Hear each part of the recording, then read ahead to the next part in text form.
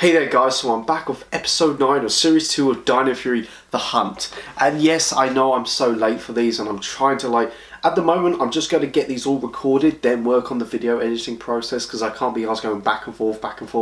But this episode, The Hunt, yet again, it was another great episode. The only thing I didn't care for, and it was just purely just filling in the gaps, was the whole ghost hunting storyline. You know, Jane and J-Ball come across some guy getting kidnapped by a ghost, but it turns out to be like special effects, whatever. That was just padding, whatever. But everything about this episode was great. We got introduced to the new Monster of the Week, Snag-Eye, which is a bit confusing because the last episode was making out that he was going to be like a new general for the series, but no, he was blown up straight away. But his ability was to take, instead of destroying the Rangers, he puts them in his storage unit, so to kidnap them, just to get them out of the way. And you got like Void Knight giving the Rangers a heads up, and Sato's like, no, fuck you, we don't listen to you, you've done everything, you've done horrible things, even though you helped us in the previous episodes, fuck you. And that was great.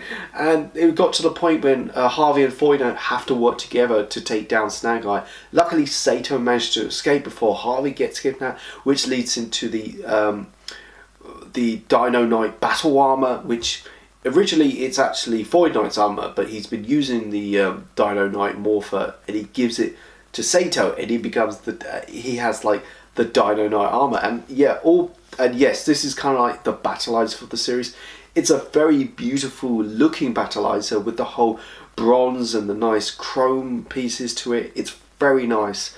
And it's weird because I'm a big fan of battleizers. It's weird because Super Sentai created the whole team power up, but when you think about battleizers came from Power Rangers, and yes, it's a really great battleizer. I think it's one of the better looking battleizers, and I gotta say, I want to say this is probably my favorite battleizer since probably, God, when was the last time we had a really nice battleizer?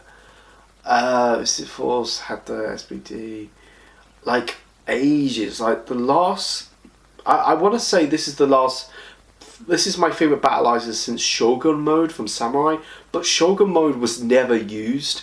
It was only used in the finale once, and it was a shame because I thought it was a very beautiful looking battleizer. My favourite battleizer before that probably has to be the battleizer from Ninja Storm, because I thought he had such an incredible origin story to it.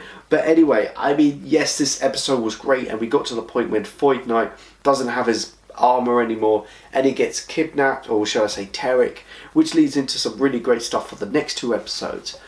Overall, I didn't care much about the whole ghost hunting plot, but the rest of the episode was great. Sato, we get to see the really angry side of him, we get to see the new battle armor. This episode was great. It got to the point that, Void Queen isn't messing around, and yeah, it was another great episode. I gotta give this episode like a 4 out of 5. So far I think there's only been like 1 or 2 episodes in this 11 episode set that I just didn't care for, but the rest of the series has been great.